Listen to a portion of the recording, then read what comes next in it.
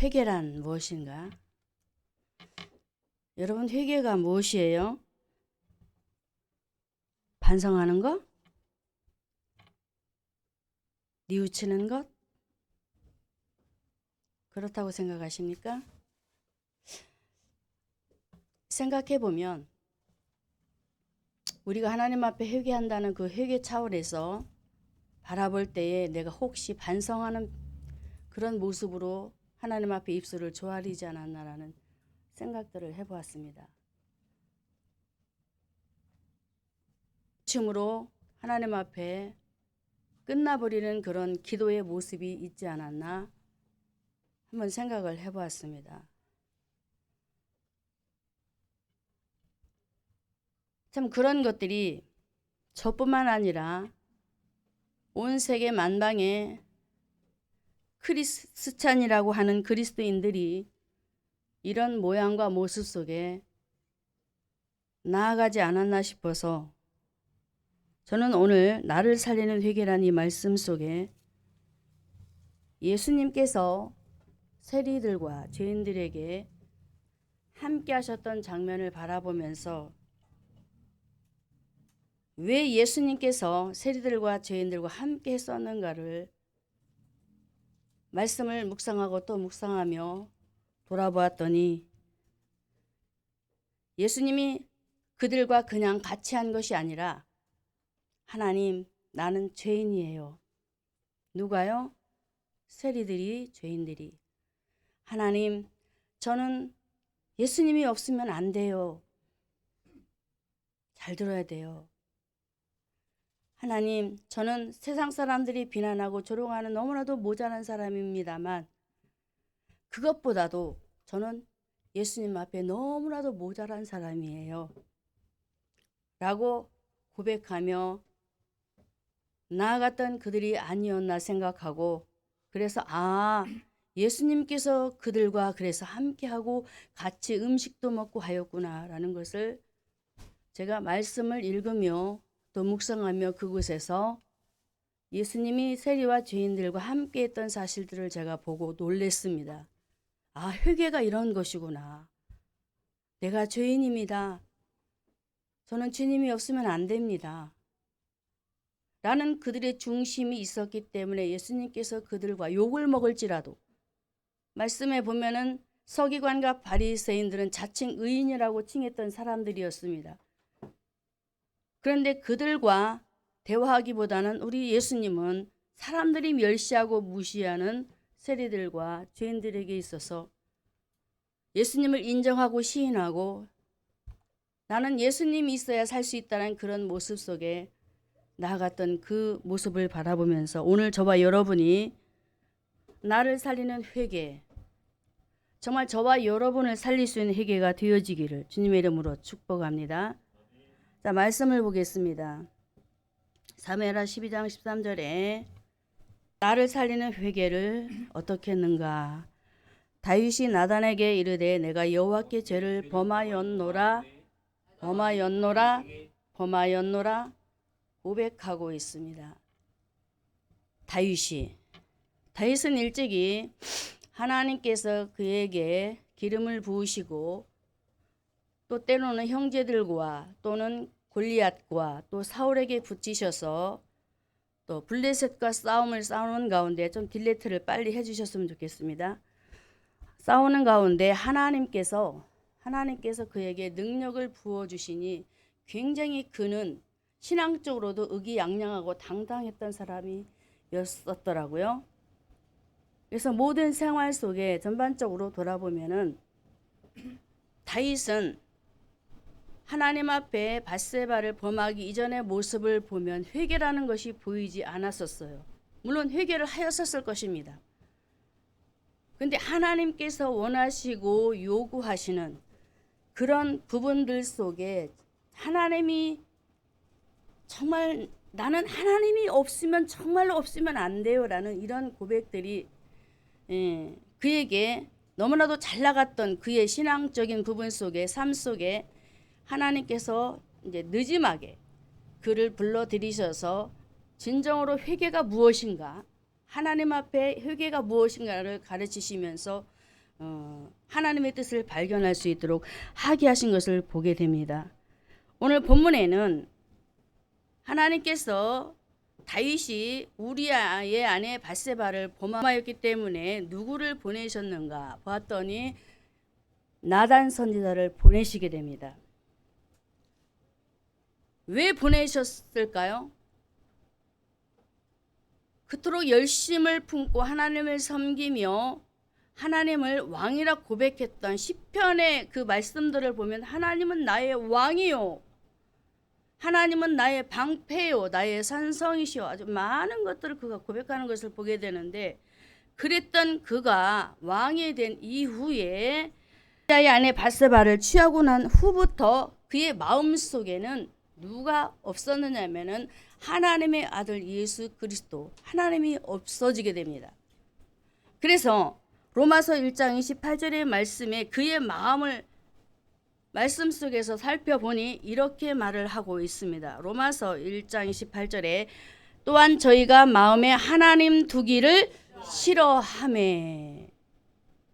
아니, 왜 싫어하지? 생각할 수도 있습니다. 그러나 그가 하나님께서 기름을 부어 왕으로 세우고 난 다음에 하나님께서 크신 사역을 이루기 위해서 대성을 이루시잖아요.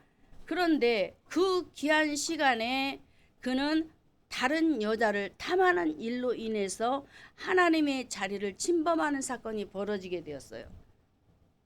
그래서 하나님께서는 그를 그냥 두고 볼 수가 없어서 나단 선지자를 다윗에게 보냅니다. 여기 굉장히 중요합니다. 사무엘하 12장 1절.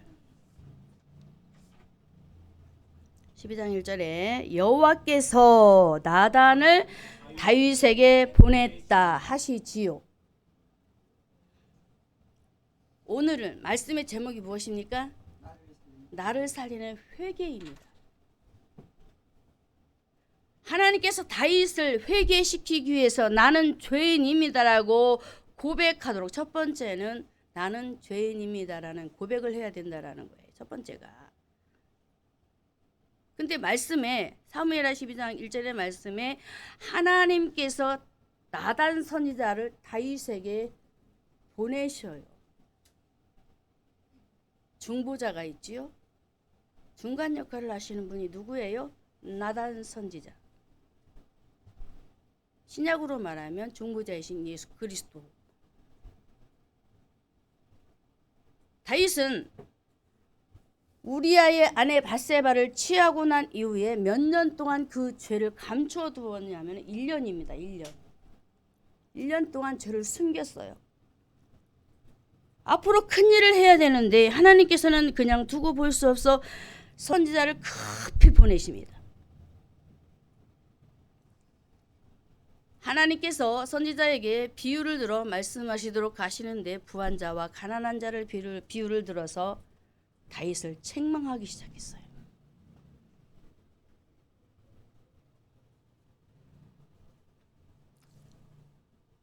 다윗은 나단 선지자의 말을 듣고 12장 5절에 보니까 사무엘아 다윗이 그 사람을 크게 노하여 나단에게 이르되 여호와의 사심을 가리켜 맹세하노니 이 일을 행한 사람은 마땅히 죽을지라. 본인인지도 모르고 지금 가난한 자와 부한 자의 비유를 들어서 나단 선지자가 하나님의 명령을 받들어 가서 죄를 끄집어내려고 설명을 하는데 못 알아듣지요?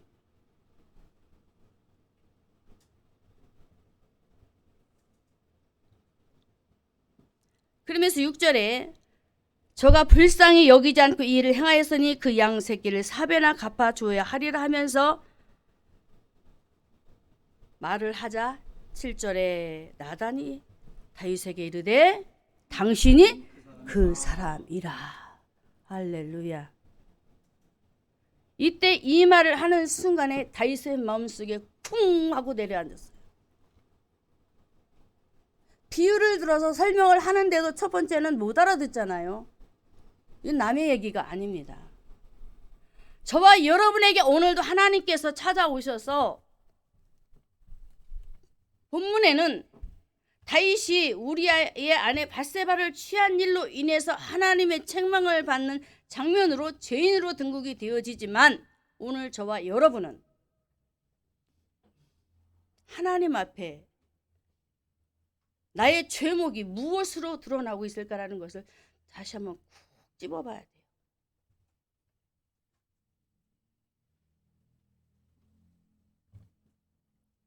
바로 왕이 심이다라고 했을 때에 더 영거부 나단 선지자는 다윗 왕을 향하여서 이렇게 말합니다. 7절에 중반절에 보면은 이스라엘 하나님 여호와께서 이처럼 이르시기를 내가 너로 이스라엘 왕을 삼기 위하여 내게 기름을 부었노라 그러십니다. 사울의 손에서 구원도 했고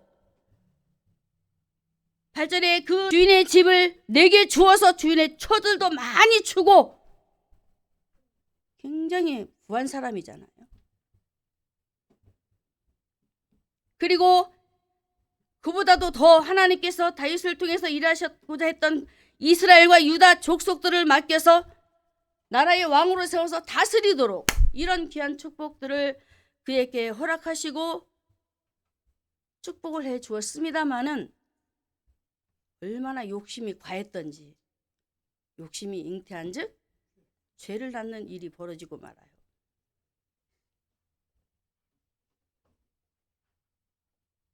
그러면서 나단 선지자는 하나님의 말씀을 받들어 그에게 더 강력히 선포합니다. 9절에 그러한데 어찌하여 내가 여호와의 말씀을 없인 여겼느냐라고 하셔요. 이렇게 내게 큰 직임을 맡겨서 나라의 위를 다스리도록, 백성들을 이끌도록, 하나님의 나라의 일을 하도록 하게 하였건만은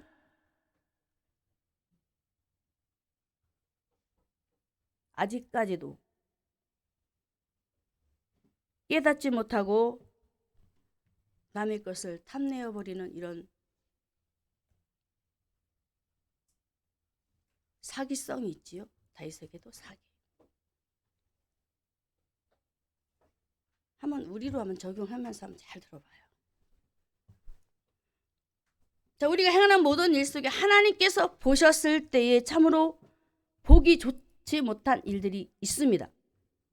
근데 그런 일들을 우리는 생활 속에서 어떻게 행하는지 아십니까?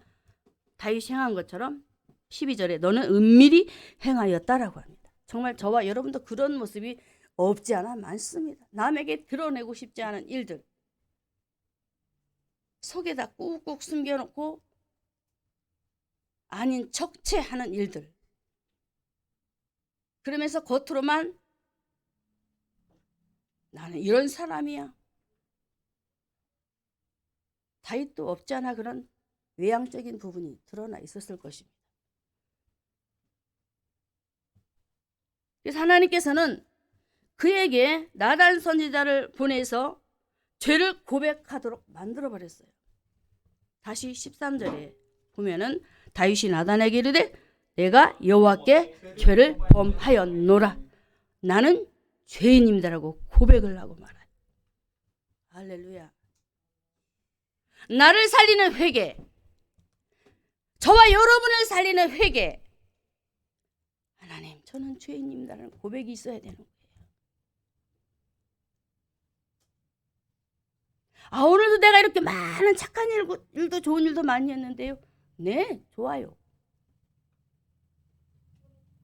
그런데 하나님 보시기에 정말로 옳지 못한 것들이 너무나 많아요. 그런 것들이 밝혀지도록 하나님 오늘도 말씀 속에서 저와 여러분들을 체크하시면서 하나하나 꼬집어내시는데도 불구하고 모르는 거예요. 그렇지 않습니까? 저는 한마디로 꼬집어서 얘기하면 시간 때우기 작전, 패하자. 하나님 이거 정말 싫어하십니다. 우리로 적용해 보자면 그렇습니다. 다윗에게는 남의 여인을 취했지만 이게 간음이잖아요. 영적인 간음도 되어져요. 시간 때우기 작전도 하나님 보셨을 때 영적인 간음 사건.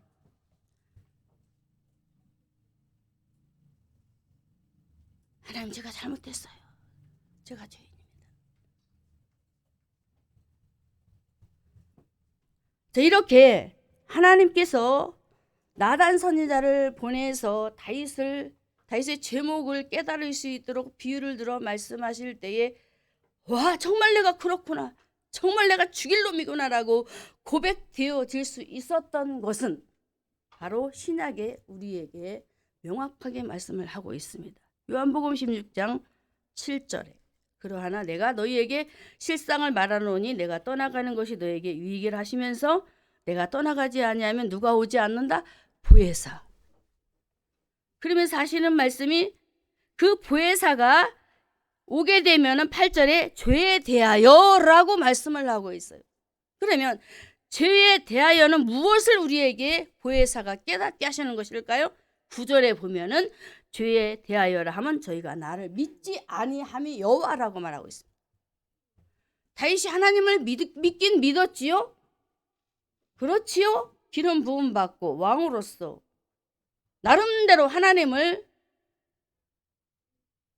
섬기면서 나아가는데 어느 순간 그 마음속에 한 여인으로 인해서 신앙을 까먹었단 말이에요.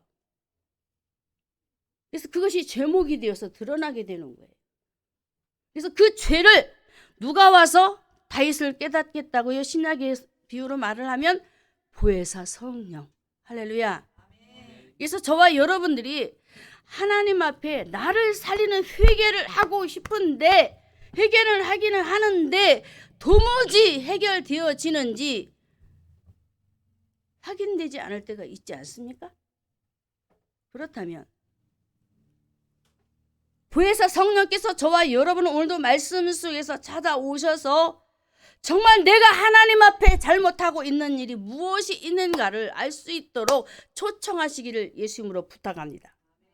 그래야만 돼요. 왜 그랬을까요? 구약에 하나님이 왜 나단을 보내서 다윗에게 말을 하게 했을까요? 우리는 깨달을 수가 없어요. 아무리 죄를 범해도 중간 역할, 중간에서 일하시는 성령이 개입을 해야 된다는, 그래야 통의 자복이 일어난다는 것입니다. 그래서 올 한 해 여러분들이 하나님 앞에 나는 정말로 죄인입니다라는 이 고백, 참된 고백이 되어질 수 있도록 하나님께서 다윗에게 나단 선지자를 보낸 것처럼 우리에게 성령이 오셔서 우리의 잘못되어진 신앙아들이 완전히 바뀌어지도록, 그래서 올바르게 신앙생활을 할 수 있도록 성령을 초청하시기를 주님의 이름으로 축복합니다. 다윗은 이렇게 왕이 되고 난 후에 여인을 사랑하는 데서 빠지기에 이르렀는데 이 말을 디모데후서 3장 2절과 4절에 이렇게 말하고 있습니다. 사람들은 자기를 사랑한다. 근데 이 자기를 사랑하는데 4절에 보니까 배반하여 팔며 자고하며 쾌락을 사랑하기를 누구보다? 하나님보다 더 자기를 사랑하는 데 있어 쾌락을 위해서, 자기의 쾌락을 위해서 하나님보다 더 사랑하는 죄목이 있다라는 거예요. 누가 이 문제에 걸렸다고요? 오늘 본문에 다윗. 우리는 없어요? 많아요.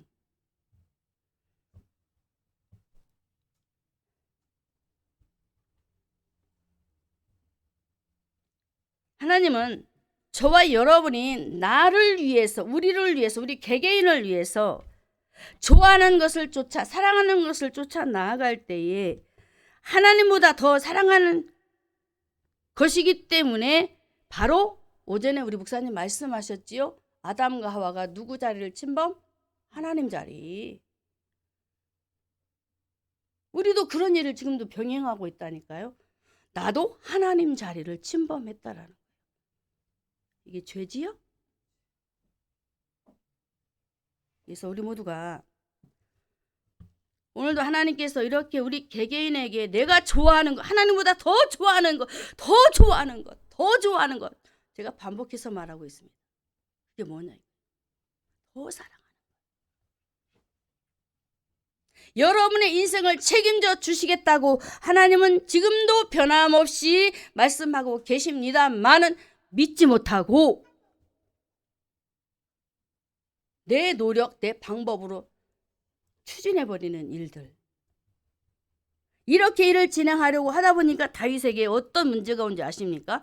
시편 32편 3절과 4절에 문제가 아주 크게 터져버렸어요. 내가 도 설치 아니할 때에 종일 신음함으로 내 뼈가 쇠했다라고 합니다. 회개하지 않는 장면입니다. 여러분은 어떻습니까? 다윗은 1년 동안 그 채로 묵혀버렸어요. 남의 아내를 취하고 괴로운 줄 알면서도 하나님 앞에 감히 입을 못 여는 거야. 제목인 줄 그래도 어느 정도 지식적으로 알고 있는데 그것을 실행을 못하는 거예요. 그러니까 그 인생이 하나님께서 꽉 누르시는 것처럼 숨이 막히고 이 목이 입이 말라서 정말 너무나도 고통스럽다라는 그런 표현까지도 하는 이 다윗의 고백을 보게 되면은 하나님이 개입하지 아니하면 우리 제목들을 하나님께서 개입하지 아니하면 우리 심령이 눌리고 육이 눌리고 삶이 눌리고 눌려서 고통 속에 살아갈 수밖에 없는 그런 문제가 올 수밖에 없다는 사실들을 오늘도 바라보면서 다윗은 이렇게 문제 속에서 자기 자신이 고통을 겪어보니까 하나님이 아니면 나는 안 되구나. 그분이 나에게 오셔서 나의 이 문제들을 해결하시지 않으면 나는 알 수 없겠구나 라는 것을 뼈저리게 느끼고 깨달았지 않았겠습니까? 저도 마찬가지예요. 하나님 앞에 기도하고 찬양하고 이런 일들을 행하고 있지만은 뭔가 해결되지 않는 문제 속에 꽉 눌릴 때가 있어요. 힘들고 힘겨워서 어찌할 바 모를 때가 있어요.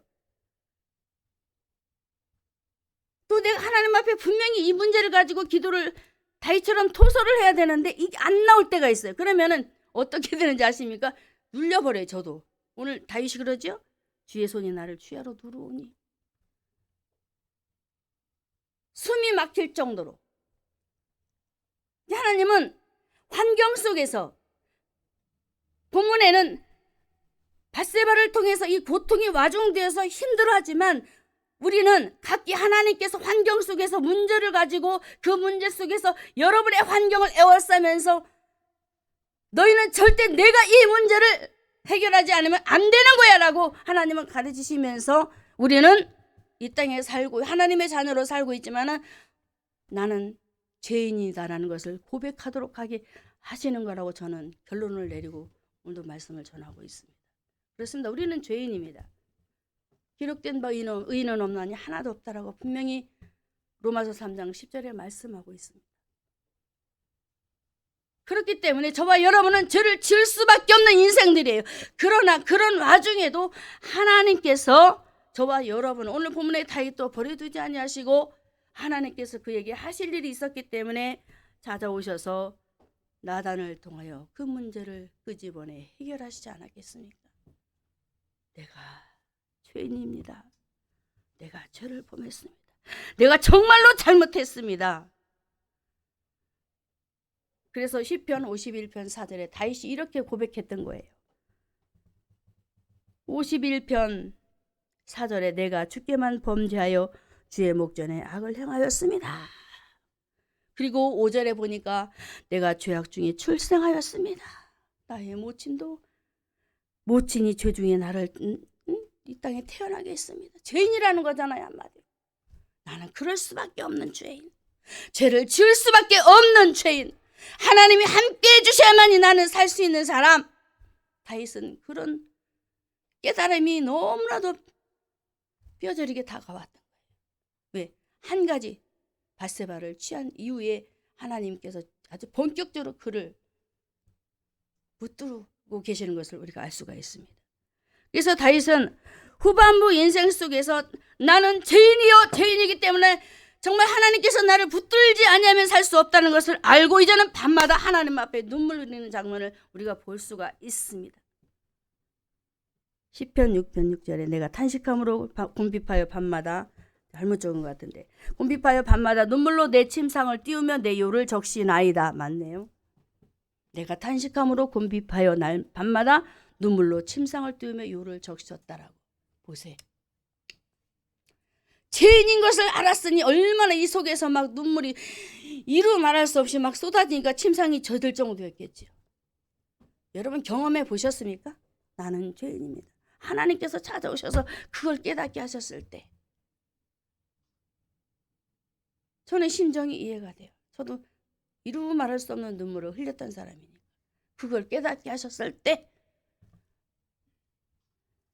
하나님은 이렇게 철저하게 다윗의 인생의 후반부 속에 찾아오셔서 자신이 죄인임을 알게 하심으로 인하여 이제는 철저하게 자신을 내려놓는 사람으로 바꿔지게 됩니다. 나는 죄인입니다라는 고백이 되어지면요, 태도가 바뀌어져요. 생각이 바뀌어져요. 언어가 바뀌어진다니까. 믿어지십니까? 이렇게 또 고백을 하지요. 자신을 낮추는 모습 속에 시편 51편 7절에 우슬초로 나를 정결하게 해주세요. 무슨 고백이에요? 다윗이 우슬초로 나를 정결하게 해주세요. 하나님, 저는 문둥병자보다 못한 죄인입니다라는 고백입니다. 이 우슬초는 문둥병자를 고치는 치료제 풀입니다. 그래서 그것을 비유를 들어서 하나님 앞에 다윗이 기도하는 거예요. 저는 문둥병자보다 못한 감각이 없던 죄인이었습니다 라고 고백을 했던 것입니다. 우리는 이렇게 고백이 되어줘야 되는 거예요. 그런데 오늘날 성도들이 하나님의 말씀을 듣고 또 듣고 들어보지만 이런 고백이 나오지 않더라는 것이 문제인 것입니다. 사랑하는 성도 여러분, 다윗은 하나님 앞에 자신의 문제를 이제 발견하고 하나님 앞에 기도하면서 이제 응답의 기회 속에 문제가 해결되니 이제 활짝 인생이 펼쳐지는 장면이 나오는데 시편 32편 1절에 허물에 사함을 얻고 그 죄 가리움을 받은 자는 복이 도다라고 자신을 이렇게 복 있는 사람이다라고 소개를 하고 있습니다. 그렇습니다.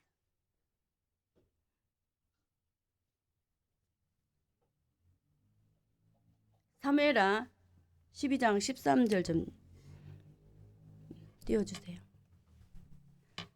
읽겠습니다. 다윗이 나단에게 이르되 내가 여호와께 죄를 범하였노라 하며 나단이 다윗에게 대답하되 여호와께서 당신의 죄를 사하셨나니 하면서 뭐라고 말씀하세요? 당신은 죽지 않는다. 용서하시지요?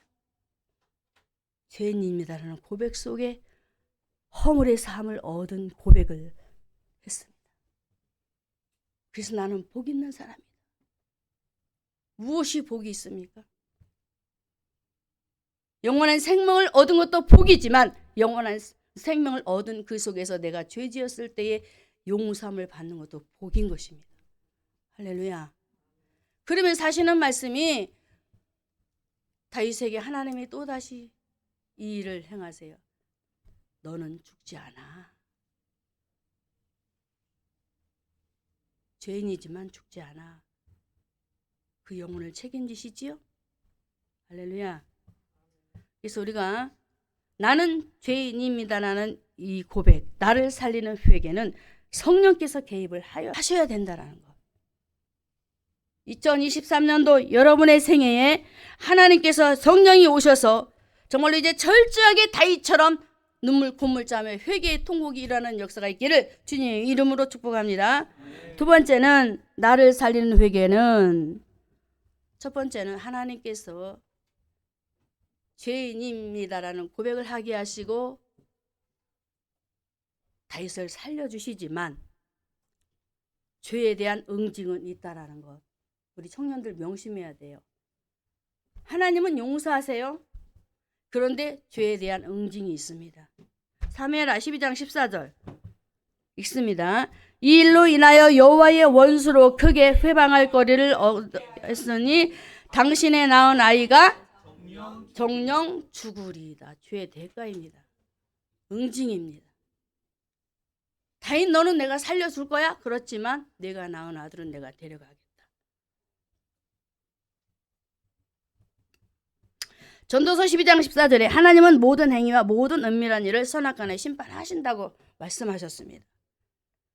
그래서 우리 모두가 죄에 대한 징벌이 있다라는 것을 분명히 여러분의 개개인 속에 찾아가셔서 알게 하신다는 것을 기억하고 항상 예수 안에서 선한 양심을 가지고 살아가시기를 바랍니다. 하나님은 분명 사랑의 하나님이십니다. 그렇죠? 그렇지만 공의의 하나님이십니다. 말씀드렸지요? 죄에 대한 응징, 징벌이 있다라는 것. 그래서 하나님께서 저와 여러분이 잘못 행했던 것을 책임을 물으시는데 다윗을 보게 되면 하나님께서 이렇게 나단을 통해서 말씀하십니다. 사무엘하 7장 13절과 14절의 말씀에 이렇게 저는 내 이름을 위하여 집을 건축할 것이요 나는 그 나라 위를 영원히 견고케 하리라. 나는 그 아비가 되고 그는 내 아들이 되리니 저가 만일 죄를 범하면 죄에 대한 부분입니다. 죄를 범하면 사무엘하 7장 13절과 14절입니다. 범하면 내가 사람 막대기와 인생 채찍으로 징계를 하겠다. 다윗에게 하나님께서 그의 후사 솔로몬을 주겠다고 약속을 하시고 그를 통해서 나라를 세워갈 것을 영적으로는 하나님의 나라이지만 이렇게 말씀을 하셨어요. 그러면서 하시는 말씀이 저가 만일 죄를 범했을 때에는 가차없이 그것을 내가 징계하겠다라고 하십니다. 하나님은 선하신 하나님인데 죄를 그냥 방치해두면 어떻게 되겠어요? 안 되잖아요.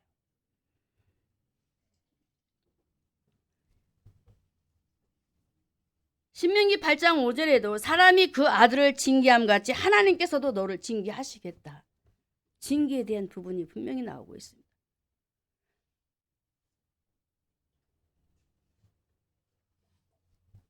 두렵고 떨림으로 들으라고 말씀을 드리는 겁니다. 신명기 8장 6절의 말씀에 그래서 하나님께서 이렇게 하라고 하셨던 거예요.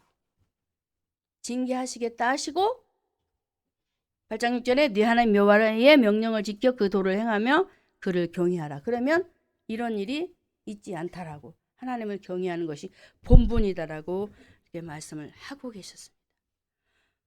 또 계시록 3장 19절에도 이렇게 말씀하고 있어요. 물은 내가 사랑하는 자를 책망하여 징계한다라고 합니다. 사랑하는 자. 그렇습니다. 자녀를 키워보신 분은 다 아실 거예요. 미워서 때리는 것이 아니고 사랑하기 때문에 곁길로 가면은 채찍을 든 거잖아요. 우리 하나님도 우리 예수님도 하나님의 자녀들이 곁길로 갈 때에 책망을 하고 때로는 채찍을 때리는 거예요. 그래도 여러분들은 행복한 줄 아세요. 동방의 욥처럼 그렇게 큰 고난이 없고 그냥 작게 때로는 육신의 질병으로 또 가정의 물질적인 조금 어려움으로 또 때로는 사람을 통해서 문제를 가지고 오셔서 하나님께서 매를 드실 때 징계보다도 매라는 표현이 더 좋죠? 매를 드실 때 저는 그렇게 생각을 해요. 여러분들은 참 그래도 행복하다. 큰 문제가 오면은 감당도 못할 것 같아. 그렇죠? 우리 모두 큰 문제가 오면 감사한 줄 아세요. 이렇게 매를 드실 때 매 들기 전에 그래서 하나님을 찾으라는 거예요. 순종합시다.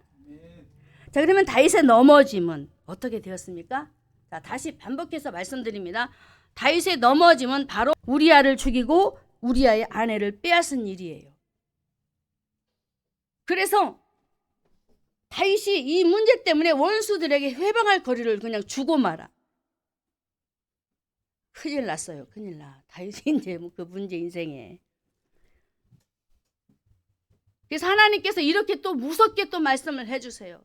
이를 버리고 나니까 사무엘하 12장 11절 여호와께서 또 이처럼 이르시기를 내가 네 집에 재화를 일으키고 내가 네 처들을 가져 내 눈앞에서 다른 사람에게 주리니 그 사람이 네 처들로 더불어 백주에 동침하겠다.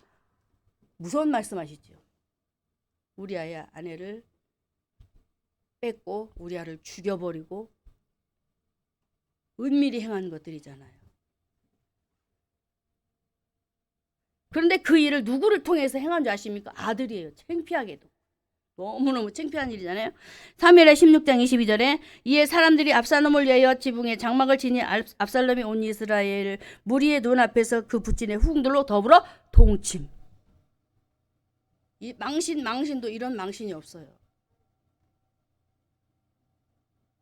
다윗이 우리아의 아내를 취했잖아요. 뺏었어요. 그리고 그 남편을 죽여버렸어요. 근데 그것을 하나님 눈 보는 앞에서 다 드러내시는 거예요. 아들을 통해서 부인 10명을 빼앗겨버리고. 이 신랄하게 보여주잖아요. 말씀 속에서는. 우리는 어떻습니까? 우리는 그렇게 보여주면 그냥 숨도 못 쉬고 아마 깨하고 죽어버릴 거예요. 그죠? 아마 그럴 것 같아요. 오늘 본문의 다윗은 그래도 참 대단한 것 같아요. 자, 징계 속에 정말 다윗의 성격을 한번 이렇게 살펴보니까 그럴만해요. 다윗의 성격 온순하였을까요? 그렇지 않습니다. 어릴 때 그 들에서 아버지 양을 치면서 곰들과 사다리가 싸웠을 때 그 성격 성품을 보게 되면 참 활발하고 활달하고 과격했을 것 같은 느낌. 마지막에 우리아를 죽이고 밧세바를 취한 그런 부분 속에서도 보면은 성격이 만만치 않습니다. 다윗은. 그래서 오늘 저는 여러분에게 왜 이 말씀을 드리냐 조금 지나면 아실 것입니다. 성격이 너무나도 난폭했던 부분들이 어디에서 드러나느냐면은 사울이 다윗을 사유 삼기 위해서 양피 100을 원했잖아요. 100. 근데 200을 갖다 바쳐버려요. 보세요. 무섭죠? 성격이? 자기 과시. 100을 원했는데 100을 더 추가해서 사울 왕에게 바쳐서 사유가 되어지는 일이 벌어지는데, 이렇게 자기 과시에 충만했던 다윗, 살인자가 될 수밖에 없었던 성격 다분히 가지고 있었고, 그래서 우리가 사역 속에서 참 우리가 굉장히 적용해야 될 부분들이 참 많이 있구나라는 것을 제가 생각을 하게 됐는데, 한마디로 다윗은 로마서 8장 7절과 8절의 말씀처럼 처음에는 영의 사람이었다가 육의 사람으로 바뀌는데 어떻게? 육신의 생각은 하나님과 원수가 되어버리는 생각으로 그 생각이 완전히 팽 돌아버립니다. 우리는 안 그렇습니까? 우리도 그래요. 영의 생각으로 있다가 육신적인 생각으로 바뀌어질 때가 너무나 많잖아요. 남의 일이 아니에요. 우리의 일이에요. 하나님의 징계 속에 다윗이 엄청나게 돌이킬 수밖에 없는 상황극을 하나님께서 벌이시는데, 너무나도 그의 성격 성품을 잘 아시기 때문에 하나님은 아주 낱낱이 도려내시는 거예요. 그래서 우리 우기가 저한테는 선생이야. 나를 훈련시키는 선생. 아주 말을 너무 안 들어요, 요즘. 제 성격을 하나님이 아셔서 저도 혈기가 대단하거든요. 아주 요즘은 아주 왕고집이에요. 일단 그대로 하면 안 돼요. 하나님은 나를 고치려고 아주 왕고집쟁이를 붙여가지고 저를 훈련을 시키는데 제가 막 이게 돌 정도예요. 처음에는 말을 잘 들었는데, 하나님도 다윗을 그런 성격과 성품을 너무나 잘 알았기 때문에 육신의 생각을 처단하고 하나님의 법에 굴복할 수밖에 없도록, 하나님의 기쁨조가 될 수밖에 없도록 이 일들을 해결하시려고 나아갔던 것을 보게 됩니다. 그래서 그냥 좋게 나간 것이 아니고 비방거리로, 비방거리, 사람들에게 수치를 드러내도록 하셨단 말이에요. 아내를 빼앗는 일로 아들을 통해서 아들에게 쫓김을 당하고 시므에게 저주받고, 막 저주받는 소리도. 보세요. 하나님은 갖가지로 하나님께서 징계를 매를 드셔요. 매. 여러분들은 어떤 사람을 많이 만나십니까? 한번 돌아보세요. 하나님 나에게 누구를 붙이지? 어떤 사람을 붙였지? 내 말을 잘 들어주는 사람? 근데 거기서도 발견을 해야 돼요. 딜레트 하시기 바랍니다. 자, 이렇게 하나님께서는 하나님의 징계를 내림에 있어서 환경에 사람들을 붙이시고 일을 하셔서 다윗의 수치를 보이게 하심으로 이제 철저하게 하나님의 사람으로 다독거려가는 이런 일들을 우리가 보게 됩니다. 자, 그러므로 저와 여러분은 사람과의 관계성을 참 중요시해야 되는데요. 잠언서 12장 16절에 보게 되면은 미련한 자는 분노를 당장에 나타낸다 하지요. 사람과의 관계, 하나님과의 관계 두 가지로 주목해서 들으셨으면 좋겠습니다. 미련한 자는 분노를 팍 폭발해버린단 말이에요.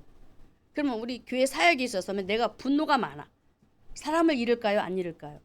잃어버려요. 그러면 사역에 마이너스가 돼요.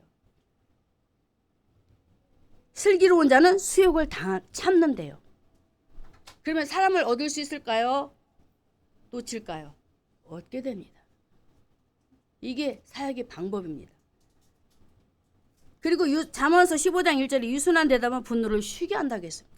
우리 언어, 제가 아까도 우리 우기에게 그랬어요. 우기야, 말소리 좀 한번 들어보지 않을 거냐? 네 말소리 좀 한번 들어봐. 저도 말이 이렇게 퉁명스러운데 너무나 퉁명스럽거든요. 이게 상대방이 들었을 때 유순한 말, 언어, 사랑을 살리는 말, 할렐루야. 사역적인 면에서는 굉장히 중요한 부분이죠. 그리고 친구 사귈 때, 그리고 직장에서 직장인들 굉장히 중요합니다. 이런 부분들, 저는 오늘 하나님의 징계 속에 이 부분을 제가 발견해 보면서 이 말씀을 참 전하면 우리 성도들에게 유익이 되겠다라고 생각하고 접목을 시켜봤습니다.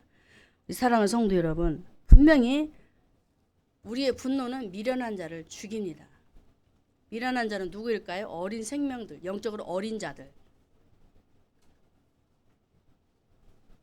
내가 화를 내면 영적으로 아직 어린 아이들은 그거를 이해를 못하고 소화를 못 시키기 때문에 상처받고 뛰쳐나가 버려요. 하나님의 징계 속에 그걸 깨닫는 거예요. 우리가 나의 이런 모난 모습들. 다윗에게는 여인을 욕심냈고 그래서 그의 그 모든 일 속에 하나님께서 터치를 하셨던 것처럼 저와 여러분들 속에 하나님께서 말씀하시고 있는 것이 있다면 모세를 통해서 사역에 실패한 부분을 우리에게 말씀하시지 않습니까?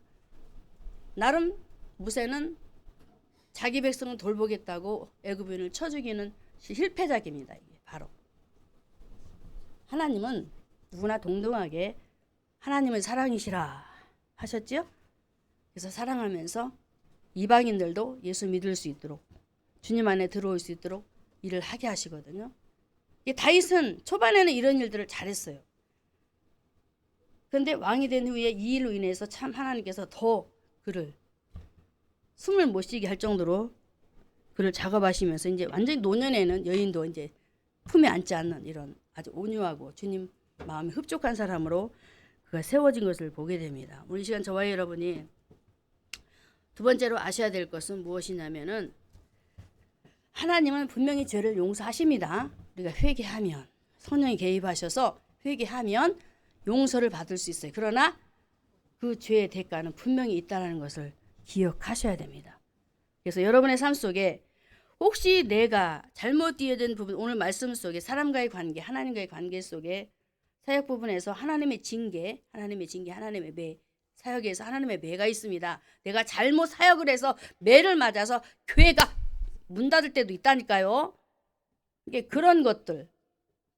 그래서 오늘 시간 두 번째 말씀을 우리가 생각해 보면서 고치고 그러면서 교회가 다시 한번 세워지고 여러분의 가정도 여러분도 다시 한번 아름답게 세워졌으면 합니다. 세 번째는 하나님의 징계가 있을 때 이제 어떻게 해야 되느냐면은 수용해야 돼. 자, 말씀 보겠습니다. 자, 사무엘하 12장 15절에 나단이 자기 집으로 돌아가니라 우리아의 처가 다윗에게 낳은 아이를 여호와께서 치심에 심히 알았다라고 하지요. 이런 상황이 오게 되면은 징계, 하나님께서 아이를 찌셨을 때 다윗의 마음은 굉장히 괴로웠을 거예요. 고통스러웠을 거예요. 그런데 다윗의 처세를 한번 봐요. 16절에 다윗이 그 아이를 위하여 하나님께 간구하되 금식하고 안에 들어가서 밤새도록 땅에 엎드려다 수용하지요. 현실을 수용해 받아들여요. 하나님께서 하셨다. 하나님께서 하신 거야. 근데 거의 대부분 이런 일이 벌어지면 못 받아들여요. 하나님한테 원망, 불평, 별말이 다 나올 거예요. 근데 다윗은 수용하고 하나님 앞에 나가서 최선을 다해서 신하들이 만류해도 금식하며 밤새도록 기도했습니다. 저와 여러분도 생활 속에 하나님께서 일을 하실 때에 수용하시기 바랍니다. 문제를 주셨을 때 원망하지 마시고 수용하시기 바랍니다. 자, 다윗의 기도 결과를 보겠습니다. 밤새도록 기도했어요. 수용하고. 그런데 어떤 문제가 터졌습니까? 18절에 이래 만에 아이가 죽었다라고 합니다. 아니 응답이 안 오고 그냥 죽어버렸어요. 그런데 오늘 본문에 사무엘하 12장 14절 하나님 말씀대로 되어진 거예요. 자, 보겠습니다. 이 일로 인하여 여호와의 원수로 크게 해방할 거를 얻게 하였으니 당신의 낳은 아이가 정령 죽으리이다. 하나님 말씀대로 된 것이잖아요. 다윗은 하나님 말씀대로 되어진 것을 알고 응답되지 않았지만은 자기가 원하는 것은 살려줬으면 하는 마음이었어요. 기도할 때. 그런데 하나님께서 데려가셔요. 기도는 이렇게 되어지는 거예요. 그래서 받아들이고. 그래서 여러분도 이제 2023년도 우리 직장인들은 또 직장에서 승진하는 걸 원하겠고, 공부하시는 분들은 공부를 더 잘했으면 좋겠고, 물질이 어려우신 분은 물질 문제가 해결되기를 원하고, 집이 없는 사람은 집 문제가 해결됐으면 하겠고, 막 별 문제가 다 있겠죠. 이런 모든 것 속에 여러분 기도하실 때에 현실을 수용하시고 하나님께서 내가 기도한 대로 응답되지 아니할지라도 수용하시기 바랍니다. 할렐루야. 수용하는 현실을 수용하는 게 굉장히 중요한 거예요. 그리고 여러분들 하나님을 신뢰해야 돼요. 다윗은 하나님을 신뢰했습니다. 말씀을 보겠습니다. 사무엘하 12장 20절에 다윗이 땅에서 일어나 몸을 씻고 기름을 바르고 의복을 갈아입고 여호와의 전에 들어가서 경배하고 그랬습니다.